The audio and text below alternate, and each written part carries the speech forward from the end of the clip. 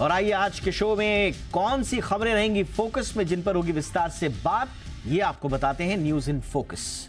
Of course पहली हमारी cover story आज मार्केट लाल, आगे की चाल कैसी रहेगी। लगातार 6 ट्रेडिंग सेशंस में गिरावट का माहौल देखने को मिला, लेकिन क्या आगे कुछ मौका आ रहा है या धोखा हो रहा है, इस पर करेंगे आज विस्तार से चर्चा खास मेहमानों के साथ। साथ ही साथ जी बिजनेस के मैनेजिंग एडिटर अनिल सिंघवी की भी पूरी स्ट्रैटेजी आपके सामने रखेंगे। इसके बाद बात होगी क्रेडिट स्कोर से अब नहीं होगा खेला। ये आज आरबीआई ने बड़ा ऐलान किया है, एक तरह से गाइडलाइंस दी हैं। जो क्रेडिट स्कोर कंपनीज हैं पहले भी उन पर जुर्माना लगा चुकी है और अब इनको दी है गाइडलाइंस कि अगर आप अपना सिबिल स्कोर देखना चाहते हैं तो उससे जुड़े हुए नियमों में अब क्या परिवर्तन आया है, ये आपके पक्ष में किस तरह से हैं, ये आज पूरा बात आपको बताएंगे। आपके क्रेडिट स्कोर में अब ग्राहकों की जीत होगी, कैसे, पूरा विश्लेषण आगे। इसके अलावा डार्क पैटर्न का जो खेला चल रहा है ऑनलाइन कंपनियों का, उससे पूरा का पूरा पर्दा हम उठाएंगे और डार्क पैटर्न से कैसे आपको ऑनलाइन कंपनियां चूना लगा रही हैं, एक तरह से आपके साथ फ्रॉड कर रही हैं और अनफेयर ट्रेड प्रैक्टिसेस में संलिप्त है, और सरकार अब क्या कर रही है इसके लिए, ये भी आपको बताएंगे आगे। और चौथी खबर होगी कतर से, जहां पर भारतीयों को मौत की सजा पर बवाल मचा हुआ है। यह मामला भारत पहुंच चुका है, भारत में चिंताएं हैं और भारत सरकार का कहना है कि इस मामले को कतर के सामने उठाया जाएगा और विकल्प भी तलाशे जाएंगे। तो ये है न्यूज इन फोकस आज के शो में। और आइए अब देखते हैं सुबह से लेकर शाम तक न्यूज फ्लो किस तरह का रहा। वो खबरें जो सुबह से लेकर शाम तक छाई नहीं, जरा फटाफट अंदाज में उन पर एक क्विक नजर। पीएम नरेंद्र मोदी ने आज शिरडी के साईं बाबा समाधि मंदिर में दर्शन किए और इसके बाद उन्होंने 7,500 करोड़ रुपए की कई विकास परियोजनाओं का उद्घाटन किया, शिलान्यास भी किया। इस दौरान पीएम मोदी ने जनसभा को संबोधित करते हुए 2014 से पहले भी बड़े बड़े आंकड़े उन्होंने कहा कि हम सुनते थे, लेकिन वो होते थे घपला और भ्रष्टाचार के। पीएम मोदी ने कहा कि आज ये पैसे विकास के लिए खर्च हो रहे हैं।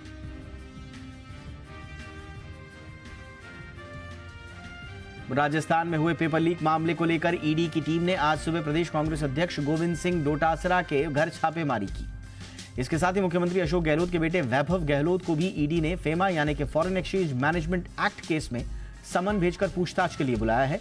वैभव से 27 अक्टूबर को पूछताछ होगी। इसके अलावा महवा विधानसभा सीट से कांग्रेस उम्मीदवार ओम प्रकाश हुड्डा के परिसरों पर भी छापे मारे गए। राजस्थान में विधानसभा के लिए 25 नवंबर को मतदान होना है।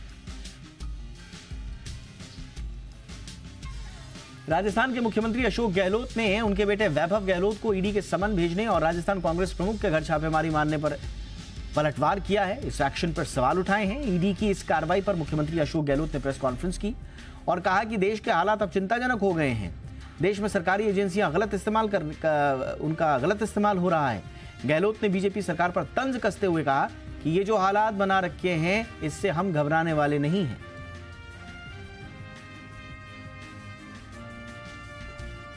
राशन वितरण घोटाले में ईडी ने आज पश्चिम बंगाल के मंत्री ज्योतिप्रिय मलिक के घर समेत कई अन्य ठिकानों पर छापेमारी की। एक अधिकारी ने बताया कि ईडी के अधिकारियों ने केंद्रीय बलों की एक टीम के सहयोग से कोलकाता सॉल्ट लेक इलाके में स्थित राज्य के मंत्री मलिक के 2 फ्लैट पर छापा मारा। उन्होंने बताया कि मलिक के पूर्व निजी सहायक के मकानों सहित 8 अन्य फ्लैट पर भी छापा मारा गया है।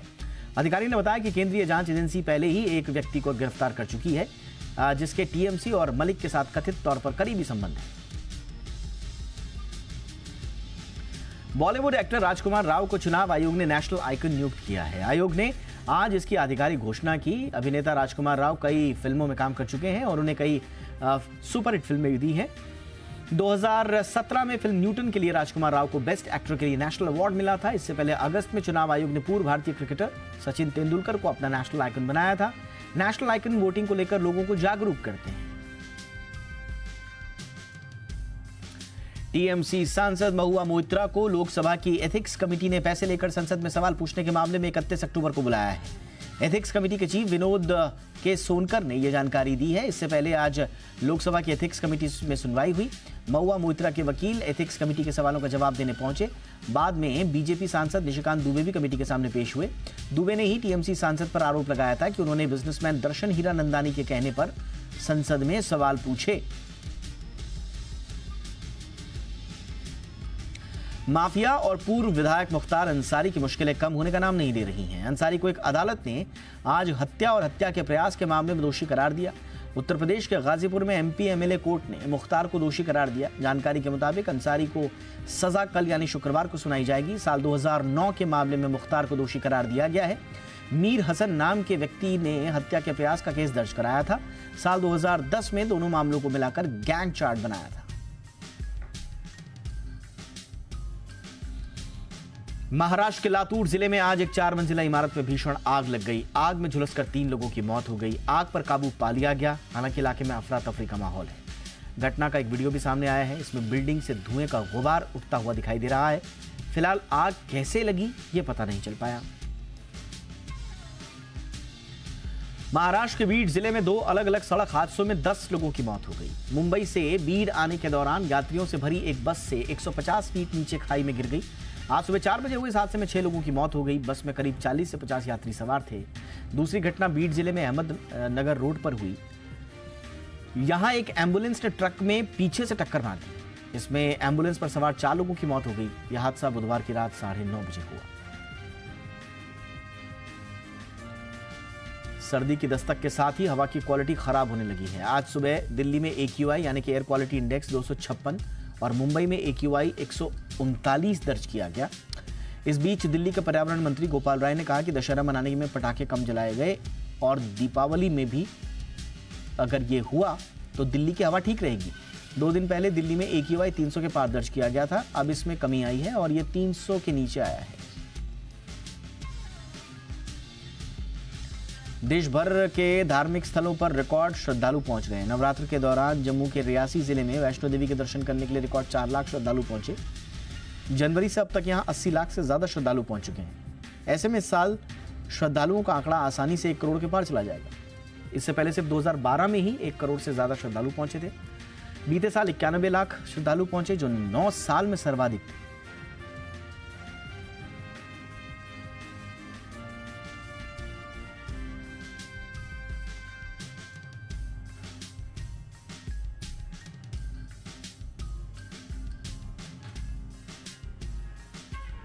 और आइए अब शुरू करते हैं आज की हमारी कवर स्टोरी।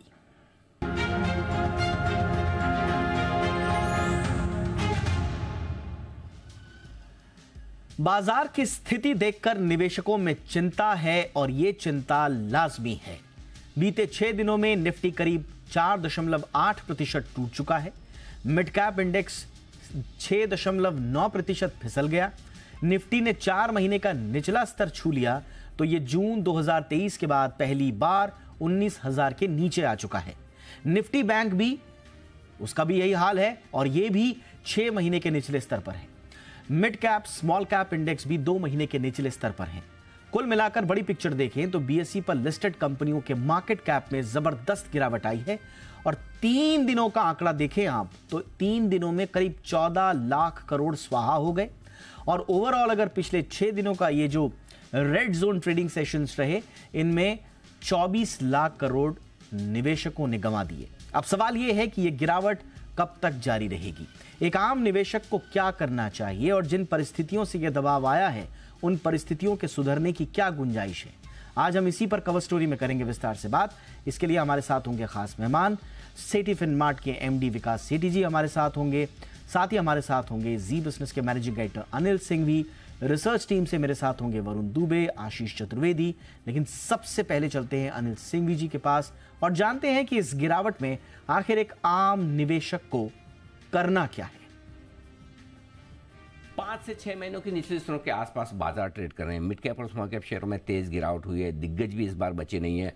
निफ्टी 20,200 का हाई बनाकर 18,800 के आसपास आ चुका है। 1,400 पॉइंट का करेक्शन हो चुका है। 6-7% से ज़्यादा mid cap small cap index घट चुके हैं। ऐसे में इन्वेस्टर्स को 2 काम करना है। एक, जो आपका निवेश है ऑलरेडी वहाँ पर आप अपने स्टॉक्स का और पोर्टफोलियो का क्वालिटी चेक कर लीजिए। अगर आपके पास अच्छे शेयर हैं तो अब इन लेवल्स पर डर घबरा कर बेच देने की ज़रूरत बिल्कुल भी नहीं है। इंतज़ार करें, वक्त लग सकता है रिकवरी आने में। अभी प्राइस वाइज करेक्शन हुआ, टाइम वाइज करेक्शन हो सकता है, यानी कि बाजार जल्दी से चले ना। जो आपकी हमारी आदत पड़ी हुई कि करेक्शन के बाद तेज़ी से भाग जाते हैं, ना भी भागे, लेकिन अच्छे शेयर है तो आप उसे होल्ड करिए। ये तो है एग्जिस्टिंग इन्वेस्टर्स।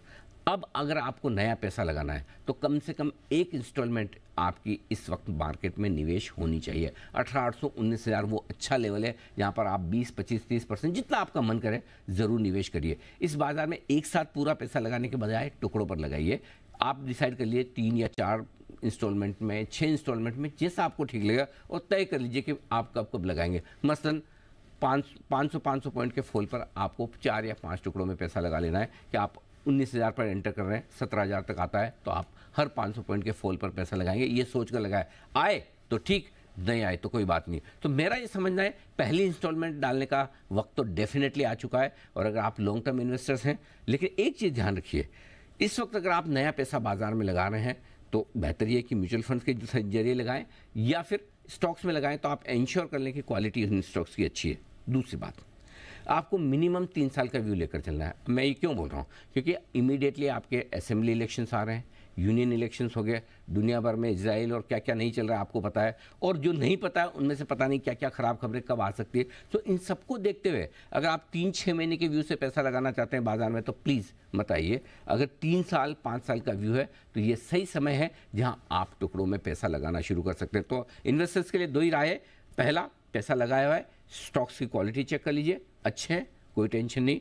बहुत अच्छे हैं तो गिरावट में 10-15% घटने पर थोड़ी थोड़ी आप सिप की तरह एवरेजिंग कर सकते हैं।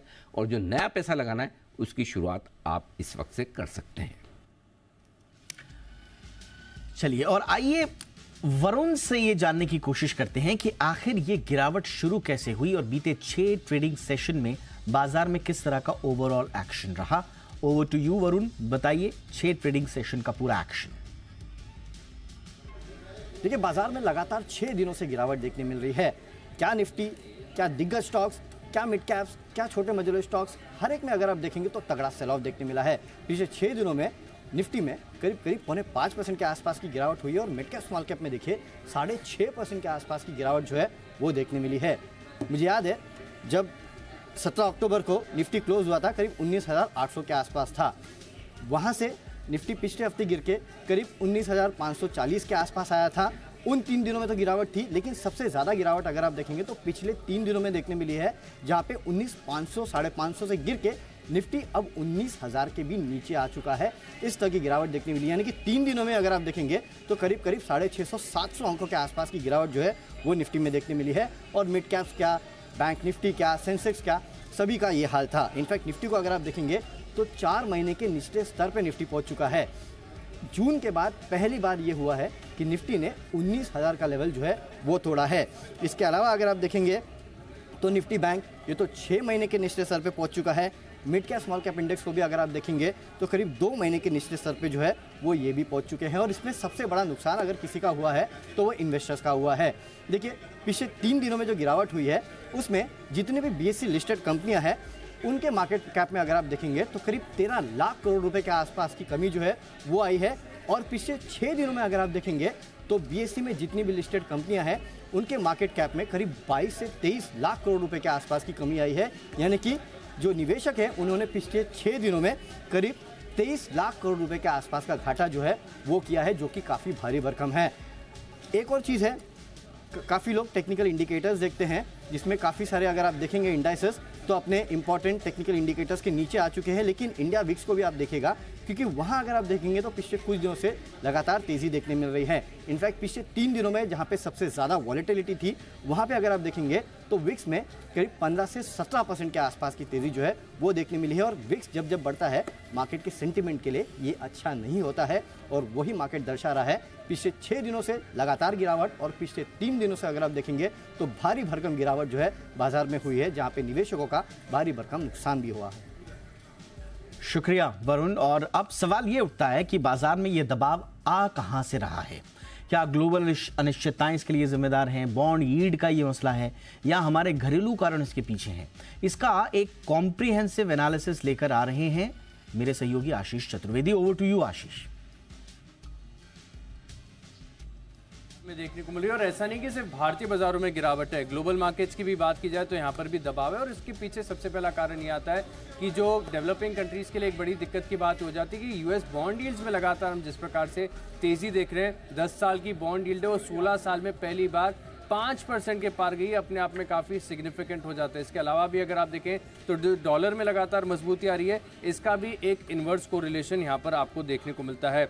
अब क्योंकि जियोपॉलिटिकल टेंशन है, जब से इजराइल और हमास के बीच में युद्ध की शुरुआत हुई है, कच्चे तेल के ऊपर काफ़ी इम्पैक्ट हुआ और भारत जैसी जो कंट्रीज़ हैं जो काफ़ी बड़ी मात्रा में इंपोर्ट करती हैं कच्चा तेल, इनके ऊपर अगर आप देखें तो एक विपरीत इम्पैक्ट यहाँ पर आपको देखने को मिलता है। तो इसका भी असर यहाँ पर देखने को मिला है। साथ में अगर आप देखें जो रिजल्ट सीजन आ रहा है, रिजल्ट सीजन क्योंकि पूरे स्विंग पर है, निफ्टी की कई सारी कंपनीज हैं, बैंक्स हैं, आईटीज हैं, इनके रिजल्ट आ गए तो इनका भी इन्फ्लुएंस यहाँ पर आपको मार्केट पर देखना है। और अब तक का जो ट्रेंड है वो कोई भी ऐसा नहीं बता रहा कि रिजल्ट आपको कुछ एक पैरामीटर्स पर, जैसे मिसाल के तौर पर कि मार्जिन के पैरामीटर्स पर अगर आप देखें या आय के आंकड़े पे देखें, बिक्री के लिहाज से देखें, तो कोई भी सेंटिमेंट ऐसा नहीं है जहां पर अगर आप कह सकें कि रिजल्ट सीजन काफ़ी अब तक बढ़िया देखने को मिला है और इसका भी इम्पैक्ट यहाँ पर देखने को मिलता है। साथ में अगर आप देखें तो लगातार जिस प्रकार से जियोपॉलिटिकल टेंशन का मैंने आपको जिक्र करके बताया, ग्लोबल सेंटिमेंट्स कमज़ोर हो रहे हैं, एफपीआई की तरफ से बिकवाली का आंकड़ा देखने को मिला और इसी चलते आप देखें कि लगातार मार्केट में जो है गिरावट देखने को मिली है। धन्यवाद आशीष आपका भी इस जानकारी के लिए। और आइए अब रुक करते हैं सेठी सर का। विकास सर, बहुत बहुत स्वागत है आपका एक बार फिर से। आपसे मेरा बुनियादी सवाल वही रहेगा सर, ये दबाव आ कहां से रहा है? क्या हम ओवरसीज से क्यूज ले रहे हैं या कुछ और कारण है? नहीं, देखिए दीपक, एक तो गिरावट जो हुई है पिछले 5-6 दिनों में, एक भारी गिरावट हुई है। जिस दूरी को तय करने में हमको 4 महीने लगे वो हमने 5-6 दिनों में गवा दिए। तो जो गिरावट आई है वो काफी तेजी से आई है और उसके कारण पूरा पैनिक सा माहौल है।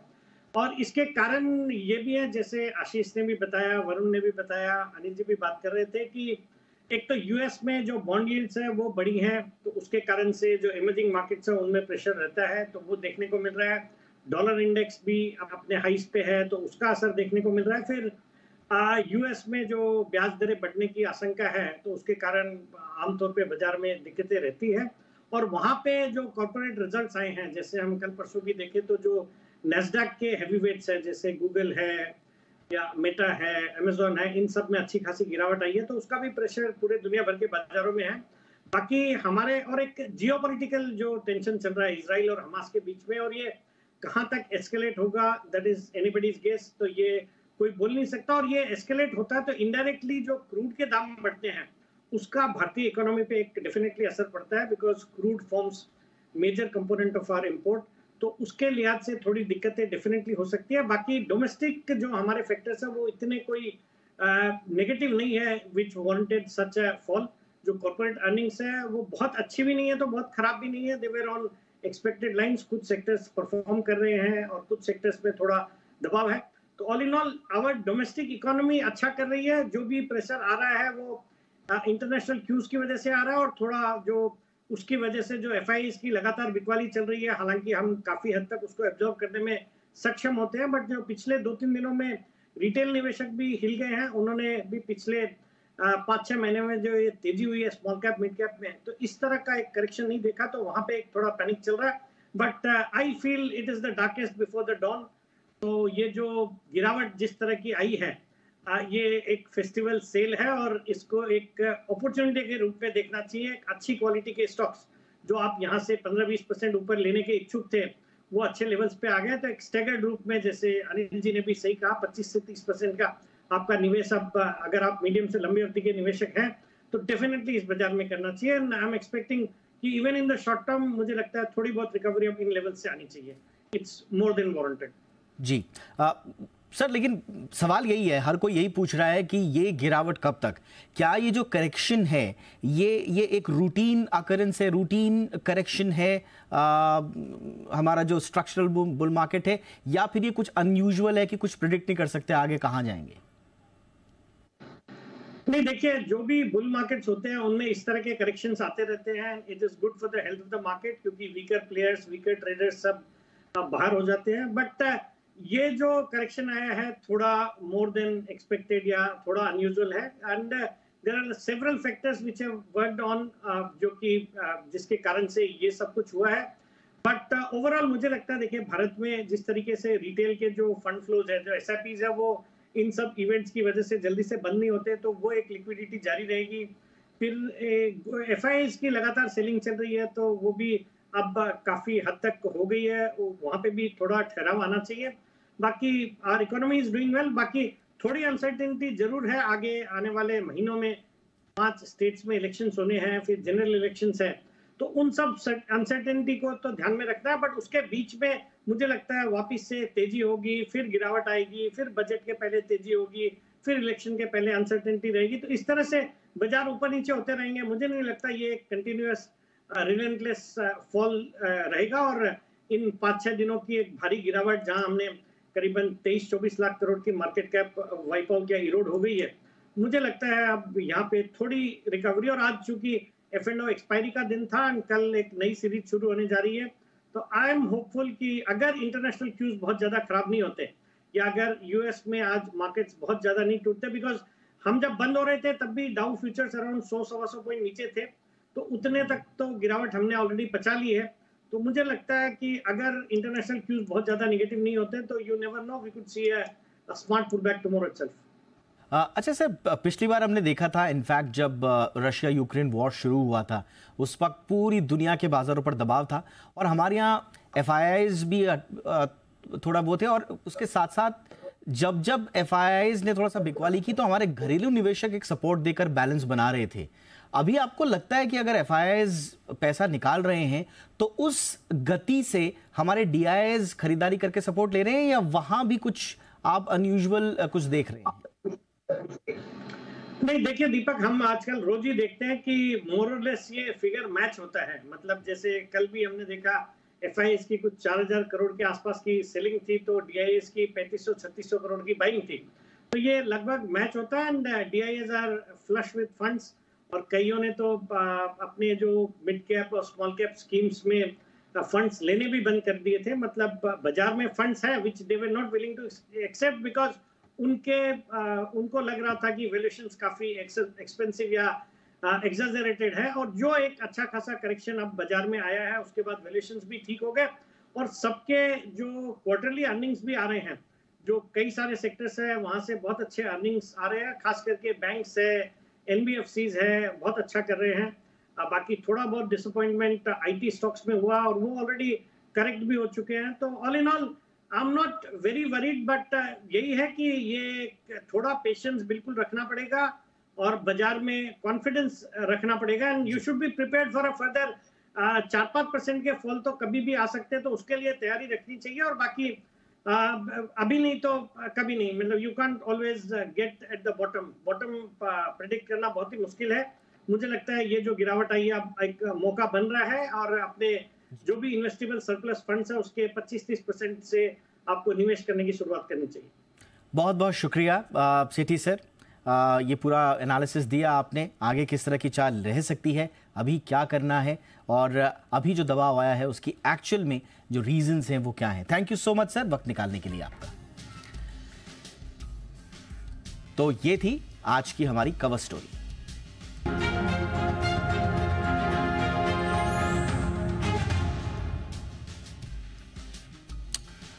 ब्लू जेट हेल्थकेयर के IPO में निवेश का आज दूसरा दिन है। जी बिजनेस के मैनेजिंग एडिटर अनिल सिंघवी ने ब्लू जेट हेल्थकेयर में निवेश को लेकर क्या सलाह दी है, आइए ये भी आपको सुनाते हैं।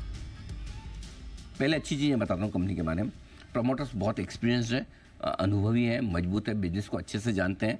सेकंड जनरेशन प्रमोटर्स भी बिजनेस में आ चुके, तो एक अच्छी मैनेजमेंट बैंडविड्थ तैयार हो रही है। सो प्रमोटर्स के लिहाज से कहीं कोई समस्या दूर दूर तक नहीं है। दूसरा, निश प्रोडक्ट्स जो बनाते हैं, 3 तरह के इनके जो प्रोडक्ट्स हैं, उनमें कोई भी दूसरा लिस्टेड प्लेयर या कोई बड़ा प्लेयर है नहीं, यानी कि हर किसी के लिए इस बिजनेस में घुसना आसान काम नहीं है। एंट्री बैरियर काफ़ी ऊंचे। नेगेटिव साइड पर क्या है, पूरा का पूरा ऑफर फॉर सेल है। जो कुछ भी पैसा है 840 करोड़ कंपनी को नहीं जा रहा है, प्रमोटर्स को जा रहा है। एग्जिस्टिंग प्रमोटर्स लिस्टिंग कराने के लिए आज से बेच रहे हैं। एक जो सबसे बड़ी समस्या दिखती है, रॉ मटेरियल के लिए इनकी डिपेंडेंस है चाइना पर, और एक्सपोर्ट इनका मैक्सिमम होता है यूरोप को। तो ये थोड़े से इंटरनेशनल एक्सपोजर जो ज़्यादा है वो दिक्कत है नेगेटिव्स के लिहाज से। अगर आप देखें तो इन सब के बीच में अगर स्टॉक सस्ता दिया होता तो मुझे बड़ा पसंद है। मुझे एक ही चीज़ में इशू है, महंगा है। 329 से 346 रुपये की जो प्राइस है, FY24 की जो एक्सपेक्टेड अर्निंग है, ये उस पर लगभग 35 के मल्टीपल पर स्टॉक दिख रहा है। तो अगर आप 2-3 साल के व्यू के हिसाब से लंबे टाइम के लिए ले रहे हैं, रिस्क लेना जानते हैं, तो आपके लिए है ये IPO। क्रेडिट इंफॉर्मेशन कंपनियों के लिए आरबीआई ने नियम जारी कर दिए हैं। अब क्रेडिट इंफॉर्मेशन कंपनियों को ग्राहक की रिपोर्ट डिफॉल्ट करने से पहले एसएमएस या ईमेल भेजना होगा। यही नहीं, शिकायत का निपटारा नहीं होने पर ग्राहकों को हर्जाना भी मिलेगा। इस खबर पर डिटेल्स के साथ हमारे साथ जुड़ रहे हैं हमारे सहयोगी ब्रजेश कुमार। पहला सवाल ब्रजेश जी आपसे यही कि क्रेडिट इंफॉर्मेशन कंपनियों के लिए आरबीआई ने क्या नियम जारी किए हैं? बिल्कुल, रिजर्व बैंक ने जो क्रेडिट इंफॉर्मेशन कंपनियां हैं जैसे कि सिविल है, एक्सपीरियंस है या इसकी जैसी जो दूसरी कंपनियां हैं, उनके लिए साथ ही जो लोन बांटने वाली कंपनियां हैं, चाहे वो बैंक हो, चाहे एनबीएफसी हो, चाहे कोई और हो, इन सब के लिए एक नियम जारी किया है। इस नियम का मकसद कि अगर किसी ग्राहक की क्रेडिट इंफॉर्मेशन रिपोर्ट मांगी जाती है, यानी क्रेडिट स्कोर मांगा जाता है, कोई भी मांगे, तो उस ग्राहक को इसके बारे में एसएमएस या ईमेल के जरिए अलर्ट भेजा जाना चाहिए कि उसकी इंफॉर्मेशन किसी ने मांगी है।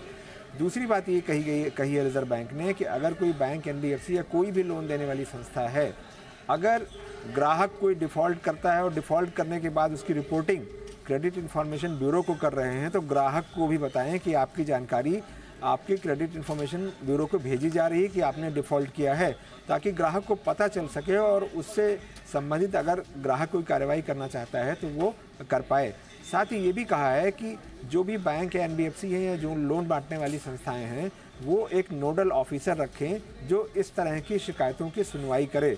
यानी क्रेडिट इंफॉर्मेशन से जुड़ी जो शिकायतें हैं उनकी सुनवाई के लिए अलग से अधिकारी रखे जाएं या अलग से पॉइंट बनाए जाएं।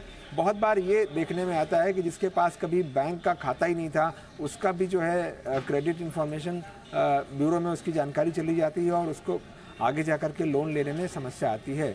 साथ ही ये भी कहा है कि अगर किसी ग्राहक के डेटा में करेक्शन नहीं हो सकता है, क्रेडिट इंफॉर्मेशन कंपनी या क्रेडिट इंस्टीट्यूशन यानी बैंक नहीं करेक्शन कर सकते हैं, तो करेक्शन क्यों नहीं हो सकता, इसकी वजह भी ग्राहक को बताएं।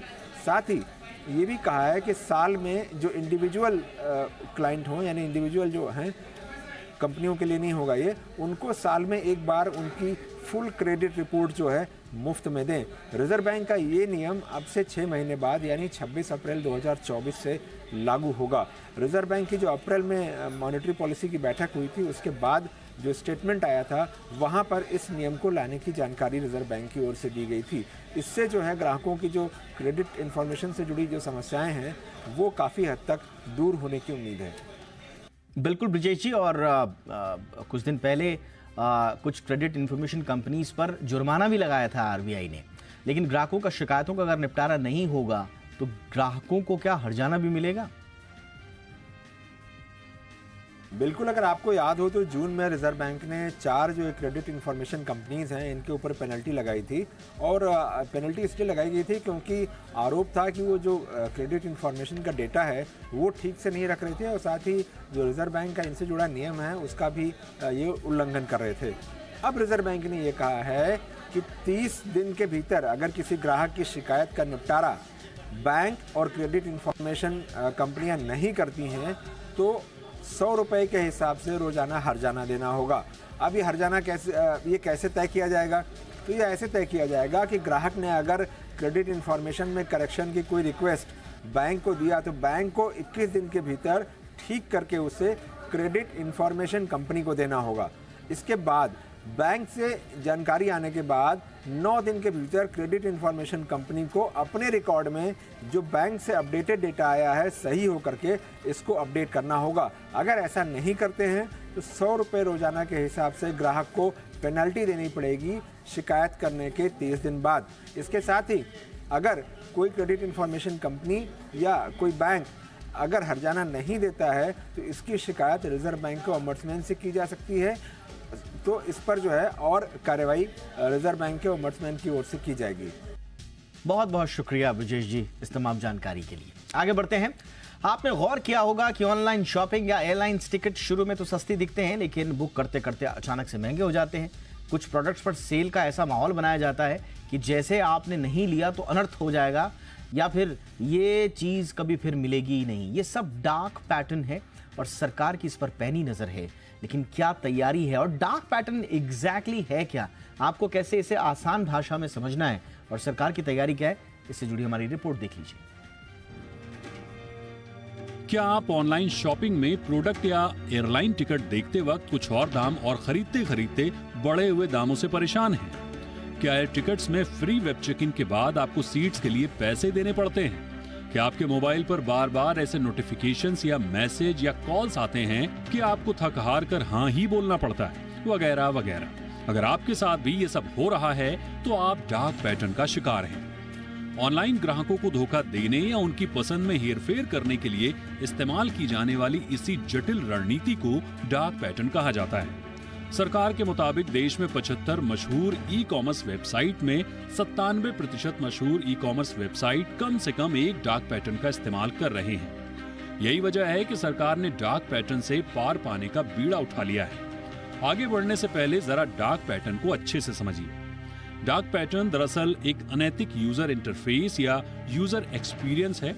कंपनियों की ओर से ये यूजर्स को भ्रमित करने या उनसे कुछ ऐसा करने के लिए डिजाइन किए गए हैं जो वे नहीं करना चाहते। इनमें किसी वेबसाइट या ऐप पर जाते ही आपको कुछ गैर जरूरी ऑप्शन दिखेंगे या आपको महंगे प्रोडक्ट खरीदने के लिए मजबूर करेंगे या पहले दिखाए गए दाम से ज्यादा वसूली करेंगे। इनका मकसद कंज्यूमर का डाटा इकट्ठा करना भी हो सकता है। साथ ही पेड रिव्यूज दिखाकर प्रोडक्ट बेचना इसी में शामिल है।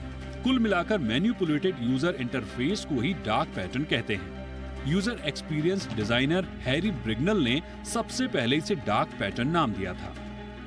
भारत में अब तक उपभोक्ता मामलों के मंत्रालय की ओर से 13 तरह के डार्क पैटर्न पता किए गए हैं। इनमें फॉल्स अर्जेंसी शामिल है, यानी अभी नहीं खरीदा तो दाम बढ़ जाएगा। बास्केट स्निकिंग, जिसमें यूजर की सहमति के बिना प्रोडक्ट खरीद में चुपचाप अतिरिक्त आइटम जैसे उत्पाद, सेवाएं या दान जोड़ना शामिल है। कंफर्म शेमिंग, इसमें यूजर को कोई सर्विस या प्रोडक्ट नहीं खरीदने पर ऐसा महसूस कराया जाता है जैसे वो कोई अपराध या शर्मिंदगी का काम कर रहा हो। इसके अलावा फोर्स्ड एक्शन, उपभोक्ता को ऐसे काम करने पर बाध्य किया जाता है जिसके लिए वो शायद तैयार ना हो, मसलन सेवा या प्रोडक्ट को लेने के लिए जबरदस्ती साइन अप करवाना। सब्सक्रिप्शन ट्रैप, जिसमें सब्सक्राइब करना तो बहुत आसान कर दिया जाता है लेकिन कैंसिल करना मुश्किल, जैसे कैंसिल ऑप्शन छिपा देना या मल्टीपल स्टेप से प्रक्रिया लंबी कर देना।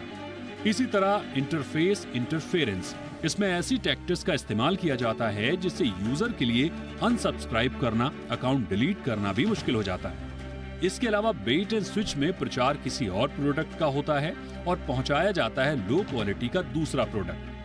ड्रिप प्राइसिंग में प्रोडक्ट या सर्विस कम कीमत की दिखती है लेकिन ऑर्डर करते करते छिपी हुई शर्तों के कारण कीमतें बढ़ जाती हैं। डिस्गाइज्ड एड में ऐसा प्रचार शामिल है जो किसी न्यूज आर्टिकल या न्यूज आइटम की तरह नजर आए, और इसी तरह नैगिंग में यूजर से बार बार एक ही चीज मांगना या पॉपअप या नोटिफिकेशन से बार बार यूजर को उत्पाद खरीदने के लिए जबरदस्ती सहमत करने की टैक्टिस आती है। डार्क पैटर्न पूरी दुनिया के लिए चिंता का विषय बना हुआ है, लेकिन भारत दुनिया का पहला ऐसा देश बन चुका है जहां इसकी रोकथाम का काम शुरू हो चुका है। सरकार ने इस पर जो गाइडलाइन जारी की थी उस पर सुझाव मांगे गए हैं, उन्हें जल्द ही फाइनलाइज कर दिया जाएगा। लेकिन तब तक अगर आपके साथ डार्क पैटर्न के जरिए धोखाधड़ी होती है तो कंज्यूमर हेल्पलाइन पर जरूर शिकायत करें, क्योंकि सीसीटीए भी अनफेयर ट्रेड प्रैक्टिस की तरह कड़ी कार्रवाई कर सकती है। ब्यूरो रिपोर्ट, जी मीडिया। और आइए अब कुछ खबरें इजराइल और हमास युद्ध से।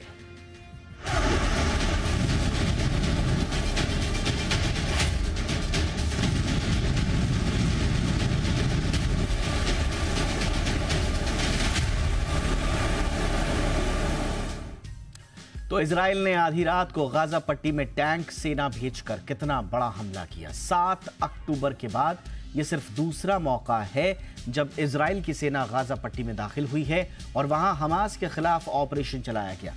आपको इस युद्ध पर अब तक का सबसे बड़ा अपडेट बता देते हैं। देखिए, पिछले 20 दिनों से यह जंग चल रही है और आज इजराइल ने 250 ठिकानों पर गाजा के अटैक किया है। गाजा में टैंकों और सैनिकों ने ऑपरेशन चलाकर हमास के मिसाइल अड्डों को निशाना बनाया। इजरायली सेना के मुताबिक गाजा में बंधकों की कुल संख्या 224 है। इधर प्रधानमंत्री नेतन्याहू ने बयान दिया है कि 7 अक्टूबर के हमले पर सबको जवाब देना होगा। उन्होंने दोहराया है कि इसका हिसाब लिया जाएगा और सवाल के घेरे में वो खुद भी शामिल हैं। तो ये एक तरह से नेतन्याहू ने खुद को जवाबदेही सुनिश्चित करने की बात कही है। इसके अलावा नेतन्याहू की मुश्किलें भी बढ़ रही हैं क्योंकि उनका अपना बेटा अब तक अमेरिका से वापस नहीं लौटा है, जबकि दुनिया भर से यहूदी लोग इजराइल में जंग लड़ने के लिए पहुंच रहे हैं। तो नेतन्याहू की भूमिका पर एक तरह से अंदर ही अंदर इजराइल में नेगेटिव सेंटिमेंट्स भी पनप रहे थे। उन्हें कोशिश कर रहे थे नेतन्याहू कि वो युद्ध में अपनी आक्रामकता दिखाकर पूरे देश को एकजुट रख सकें और अपने ऊपर हो रही छीटाकशियों को थोड़ा सा वो किनारे रख पाए, लेकिन अब उनकी मुश्किलें लगातार बढ़ती नजर आ रही हैं।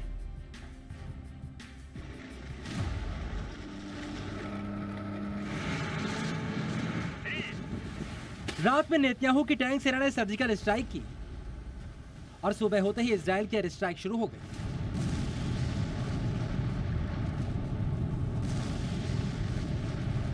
गाजा पट्टी के बैटल ग्राउंड में इजराइल ने आतंकियों को इलाके में घुसकर मारा। टैंक के साथ आईडीएफ के जवानों ने उत्तरी गाजा में आतंकियों के ठिकाने तबाह किए।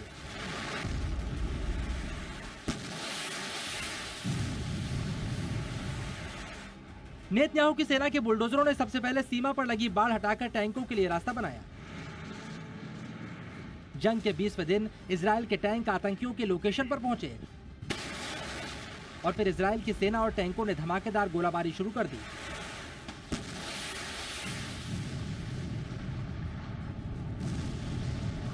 जमीन पर टैंक तबाही मचाकर लौटे। उसके बाद इजराइल की वायुसेना का हवाई हमला शुरू हो गया। 1, 2, 3, 4 कुल मिलाकर 10 ठिकानों पर बम गिराने की तस्वीरें इजराइल ने जारी की हैं। पिछले 24 घंटों में हमास के 250 ठिकानों पर इजराइल के फाइटर जेट्स ने बम बरसाए हैं।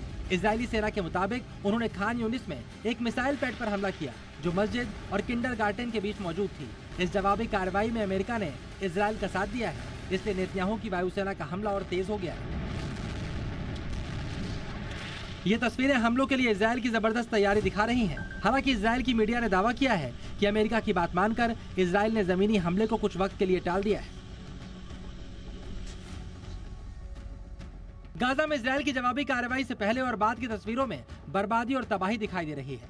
गाजा पट्टी में जो इमारतें, ऑफिस और दुकानें पहले से ही सलामत थीं, वो सब इजराइल की बम वर्षा में तबाह हो चुकी हैं। ऐसा लग रहा है मानो गाजा अब एक मलबे के ढेर में तब्दील हो चुका है और ये सब इसलिए हो रहा है क्योंकि हमास ने इजराइल पर बर्बर हमला किया। इजराइल और मिडिल ईस्ट के बाद दुनिया के दूसरे हिस्सों में भी जंग की तैयारी चल रही है। अमेरिका और रशिया ने भी अपने दोस्तों के साथ मिलकर तैयारी शुरू कर दी है। रूस की सेना ने अपनी लंबी दूरी तक मार करने वाली मिसाइलों और मिलिट्री जेट्स को टेस्ट किया और अमेरिका और दक्षिण कोरिया ने मिलकर समंदर में युद्धाभ्यास किया। एक तरफ अमेरिका ने अपनी तैयारी का लेवल बड़ा किया है तो जवाबी कार्रवाई में पुतिन के ऑर्डर पर परमाणु हमला करने की क्षमता का परीक्षण किया गया, जिसमें बैलिस्टिक और क्रूज मिसाइलों को फायर किया गया। अगर कभी असली हमला हुआ तो बिल्कुल इसी तरह से किया जाएगा। ऐसा लग रहा है मानो इजराइल के बाद पूरी दुनिया में जंग लड़ने की तैयारी हो चुकी है और किसी भी वक्त महायुद्ध का ऐलान होने वाला है। ब्यूरो रिपोर्ट, जी मीडिया। क्या हमास के हमले का मास्टरमाइंड ईरान है? तेल अवीव से लेकर वॉशिंगटन तक ये चर्चा तेज है। सबके अपने अपने दावे हैं और ईरान के पास मौजूदा रवैये से शक ज्यादा गहरा रहा है। हमास का हिमायती ईरान 7 अक्टूबर को इजराइल पर हुए हमले को कैसे कंट्रोल कर रहा था और उसका क्या रोल रहा, इस पर आरोपों से जुड़ी ये स्पेशल रिपोर्ट देखिए।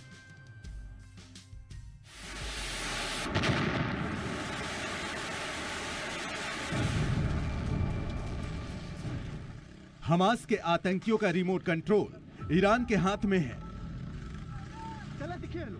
हमास को हैवानियत की ट्रेनिंग ईरान ने ही दी।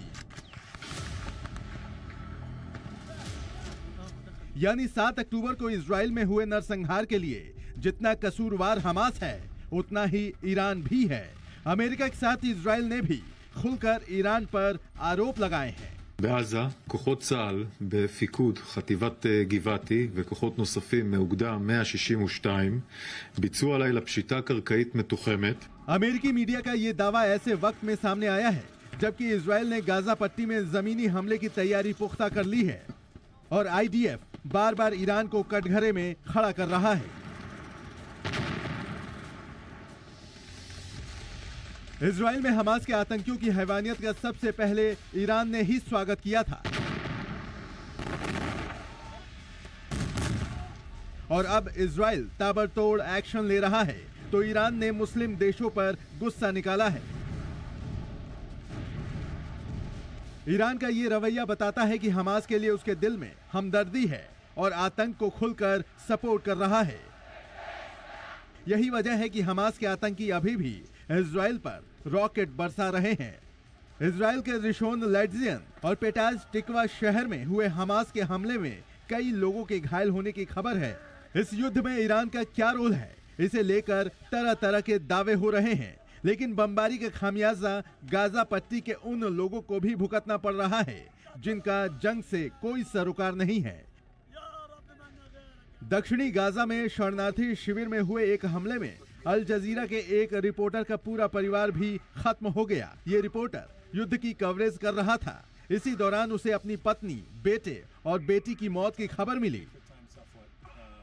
Of course, we are in a big calamity right now, a big tragedy. Especially it's perpetrated against women and children. No more, no less than a calamity. Large numbers of people's houses bombarded. Hamas के खिलाफ Israel are पार की लड़ाई का ऐलान कर चुका है। आतंकियों के खात्मे के लिए पूरी रणनीति भी बना ली गई है, लेकिन ईरान की भूमिका का जिस तरह खुलासा हुआ है उससे ये भी साफ है कि आने वाले दिनों में युद्ध और भी भीषण हो सकता है। ब्यूरो रिपोर्ट, जी मीडिया। कतर से इस वक्त एक बड़ी खबर आ रही है। कतर की एक अदालत ने 8 भारतीयों को मौत की सजा सुनाई है। ये 8 भारतीय पूर्व नेवी अधिकारी हैं। इस बीच भारतीय विदेश मंत्रालय का बड़ा बयान सामने आया है। एमईए ने कहा है कि सभी कानूनी विकल्प तलाशे जा रहे हैं। मामले पर बारीकी से नजर रखी जा रही है। इस खबर पर दिल्ली से हमारे साथ जुड़ रहे हैं हमारे सहयोगी सिद्धांत सिब्बल। ओवर टू यू सिद्धांत। देखिए, मैं आपको बताऊं कि पिछले साल 8 इंडियन नेशनल्स, 8 भारतीय नेशनल जो एक्स इंडियन सेलर्स हैं, उनको कस्टडी में लिया गया था। उनके खिलाफ क्या केस कतर ने प्रेस करे ये किसी को नहीं पता, क्या चार्जशीट में ये किसी को नहीं पता है, पर वो कस्टडी में है। और आज ये अनाउंसमेंट हुई एक कोर्ट द्वारा कतर के कि उनके खिलाफ एक डेथ सेंटेंस जारी कर दी गई है। अब भारत क्या कर रहा है इसमें? भारत लीगल एड प्रोवाइड कर रहा है और जो कानूनी कार्रवाई है वो देख रहा है। इस केस में अगला क्या एक तरफ से स्टेप हो सकता है? अपील की तरफ जाया जा सकता है इन 8 सेलर्स को लेकर, और कहीं ना कहीं ये लीगल डोमेन में है केस, तो इसलिए गवर्नमेंट टू गवर्नमेंट इंटरैक्शन कम ही है इस पूरे केस में। पर आज भारत की सरकार ने कहा कि उन्होंने इस पूरे मसले को लेकर जो कतरी अथॉरिटीज हैं उनसे बातचीत की है। अयोध्या के भव्य राम मंदिर में गर्भगृह में जनवरी 2024 को रामलला की प्राण प्रतिष्ठा की जाएगी। 22 जनवरी को रामलला को गर्भगृह में विराजमान किया जाएगा। इस ऐतिहासिक मौके की देश के प्रधानमंत्री समेत कई दिग्गज हस्तियां साक्षी बनेगी।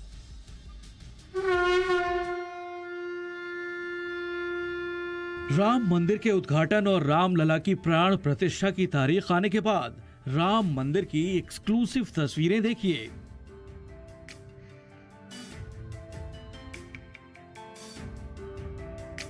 प्रधानमंत्री मोदी को उद्घाटन का निमंत्रण दिए जाने के बाद राम मंदिर का ये भव्य वीडियो है। देखिए, राम मंदिर का दिव्य स्वरूप अंतिम रूप ले रहा है। दिसंबर तक मंदिर पूरी तरह तैयार हो जाएगा। राम मंदिर के इस एक्सक्लूसिव वीडियो में मंदिर का हर तल पूरा होता दिख रहा है। पूरी तरह से तैयार होने के बाद मंदिर का फ्रंट लुक कुछ ऐसा होगा और मंदिर के अंदर की झलक कुछ ऐसी होंगी, और इसी के साथ सदियों का इंतजार भी खत्म हो जाएगा। कहा जाता है कि भगवान श्री राम का वास कण कण में है। जब से रामलला की प्राण प्रतिष्ठा की तारीख तय हुई है, राम नगरी अयोध्या अलग ही धुन में मग्न है। एक तरफ अयोध्या में श्री राम का भव्य मंदिर अंतिम रूप ले रहा है, तो दूसरी तरफ रामलला के प्राण प्रतिष्ठा को लेकर भव्य दिव्य तैयारियां भी शुरू हो गई हैं। हमने आपको पहले ही मंदिर के गर्भगृह की तस्वीरें दिखाई थी। श्री राम जन्मभूमि मंदिर भूतल के साथ 3 मंजिल का है। इसकी कुल ऊंचाई 392 फीट है। तारीख के आने के बाद रामलला को गर्भगृह में विराजमान कराने और उसके साथ ही मंदिर के उद्घाटन की तैयारियां भी जोर शोर से चल रही हैं। पीएम श्री राम को आदर्श मानते हैं। राम नीति को पीएम राष्ट्र नीति का पर्याय मानते हैं। पीएम मोदी ने अपने भाषणों में कई बार इसका जिक्र भी किया है। राम मंदिर की नींव रखने के कार्यक्रम से लेकर मूर्ति की प्राण प्रतिष्ठा तक के तमाम आयोजनों में पीएम मोदी की मौजूदगी बेहद खास रहने वाली है। बताया जा रहा है कि राम मंदिर में अनुष्ठान और प्राण प्रतिष्ठा का कार्यक्रम करीब 1 हफ्ते तक चलेगा, जिसमें देश भर के 4000 संत महात्मा शामिल होंगे। साथ ही देश के 2500 प्रतिष्ठित लोग भी इस ऐतिहासिक पल के गवाह बनेंगे, जिस घड़ी का इंतजार दुनिया के तमाम राम भक्त बड़ी ही बेसब्री से कर रहे हैं। श्री राम जन्मभूमि तीर्थ क्षेत्र ट्रस्ट के पदाधिकारियों ने इसका पहला निमंत्रण पीएम मोदी को दिया। वहीं बताया कि राम मंदिर की शुभ घड़ी में पीएम मोदी, आरएसएस प्रमुख मोहन भागवत और उत्तर प्रदेश के सीएम योगी आदित्यनाथ शामिल होंगे। एक ओर जहां अयोध्या पूरी तरह से राममय हो गई है, वहीं दूसरी ओर इस पर राजनीति भी जोरों पर है। लेकिन सैकड़ों साल के इंतजार की शुभ घड़ी पर इसका असर नहीं पड़ने वाला। अयोध्या में तैयारियां जबरदस्त हैं। राम भक्तों की खुशियों का ठिकाना नहीं है। करोड़ों लोगों की आस्था का प्रतीक पूर्णता की ओर है। वहीं देश के प्रधान की मौजूदगी में रामलला की प्रतिष्ठा बेहद अलौकिक होने वाली है। ब्यूरो रिपोर्ट, जी मीडिया। श्रीलंका ने आईसीसी क्रिकेट वर्ल्ड कप में अपनी दूसरी जीत हासिल की है। आज बेंगलुरु के एम चिन्नास्वामी स्टेडियम में खेले गए मुकाबले में श्रीलंका ने इंग्लैंड को 8 विकेट से हरा दिया। मुकाबले में श्रीलंका को जीत के लिए इंग्लैंड ने सिर्फ 157 रनों का टारगेट दिया था, जिसे उसने 146 गेंद बाकी रहते हासिल कर लिया। इंग्लैंड की 5 मैचों में ये चौथी हार रही है। इस हार के साथ ही इंग्लिश टीम सेमीफाइनल्स की रेस से लगभग बाहर हो गई है। वर्ल्ड कप का एक और अहम मैच कल पाकिस्तान और साउथ अफ्रीका के बीच होना है। बाबर आजम की अगुवाई वाली पाक टीम 5 में से 3 मैच हार चुकी है। ऐसे में उसके बाकी बचे सभी 4 मुकाबले करो या मरो वाले होंगे। अगर पाकिस्तान कल का मैच गंवा देती है तो सेमीफाइनल्स की रेस में वो भी लगभग बाहर हो जाएगी। दूसरी ओर साउथ अफ्रीका ने मौजूदा टूर्नामेंट में अब तक कमाल का प्रदर्शन किया है। टीम ने अब तक खेले गए 5 में से 4 मैच जीते हैं और वो पॉइंट टेबल में दूसरे नंबर पर है। इधर टीम इंडिया के लिए अच्छी खबर नहीं है। अभी तक टीम के ऑलराउंडर खिलाड़ी हार्दिक पांड्या चोटिल है। पांड्या की चोट से टीम इंडिया की टेंशन बढ़ी हुई है। रिपोर्ट्स के मुताबिक हार्दिक पांड्या चोट की वजह से अगले 3 मैचों से बाहर हो सकते हैं। पिछले मैच में वो न्यूजीलैंड के खिलाफ नहीं खेले और वो अब इंग्लैंड के खिलाफ होने वाले मैच के लिए भी मैदान पर नहीं उतरेंगे। पांड्या भारत और बांग्लादेश के बीच खेले गए मुकाबले के दौरान चोटिल हो गए थे।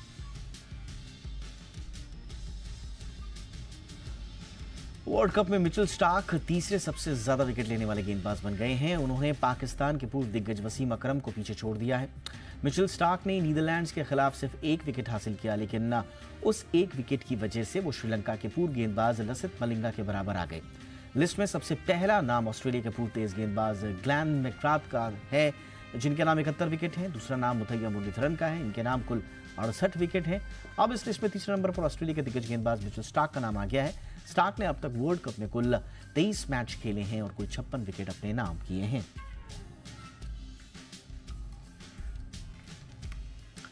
इंडिया 360 में आज बस इतना ही। #ZIndia360 याद रखिए। कोई राय, कोई सुझाव हो तो जरूर भेजिएगा। नमस्कार।